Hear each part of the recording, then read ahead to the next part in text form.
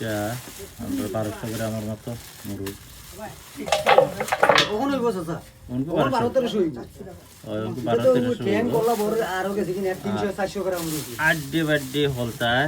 ঠেঙ্গে বেঙ্গে ফল্লা ফল্লাই মনে হয়ে যায় জি হয় কত 1-2 কেজি 2 কেজি যায় মুরগি হয় আর আপনার স্বাস্থ্যমান আছে এটা ইও না নেই পারম ও ফার্ম মুরগি দেশি এটা দেশি নেই তা ফার্ম মুরগি সাদা